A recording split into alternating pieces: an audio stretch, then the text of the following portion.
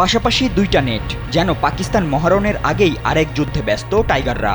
একপাশে ব্যাট হাতে মারকুটে ব্যাটার তানজিদ তামিম, তাকে বোলিং করছেন তাসকিন আহমেদ, নাসুম, মেহেদী হাসান, মিরাজরা।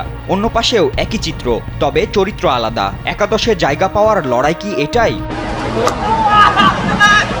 তামিমের ওপেনিং সঙ্গী পারভেজ হোসেন ইমন সামলাচ্ছেন পাশের নেট। তাকে একাধারে বোলিং করে যাচ্ছে রিশাদ, শেখ মেহেদী আর শরীফুল ইসলাম। একাদশে সবার জায়গা হবে না। উইকেট আর কন্ডিশন বিবেচনায় জায়গা পাবেন শেখ মেহেদী বা মেহেদী হাসান, মিরাজ।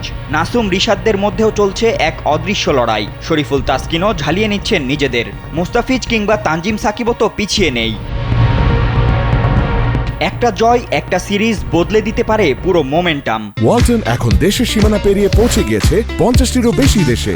ওয়ালটন, ঘরে ঘরে বিশ্বজুড়ে। কিছুদিন আগেও একের পর এক সিরিজ হারে বিধ্বস্ত বাংলাদেশ ফিরে পেয়েছে আত্মবিশ্বাস। অনুশীলনও চলছে তাই কঠোরভাবে। একটা প্রতিযোগিতার আমেজ, তবে তা শুধুই নির্বাচকদের মধুর সমস্যায় ফেলতে হয়তো। রোববার পাকিস্তানের বিপক্ষে 15 জনের সবারই জায়গা হবে না, তবে বেঞ্চে বসে থাকলেও কারো মোরাল ডাউন হয় না বলেই মানেন অধিনায়ক লিটন। বলেন, যে যখন সুযোগ পাবে সে ভালো করতে চাইবে। সবারই ক্যাপাবিলিটি আছে নিজেকে মেলে ধরার।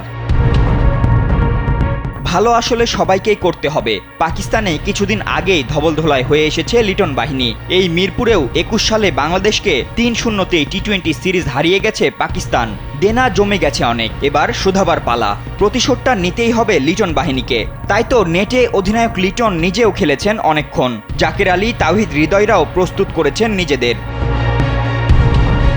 লিটনরাও তাই এশিয়া কাপ, বিশ্বকাপ নয়, আগাচ্ছেন match by match, series by series.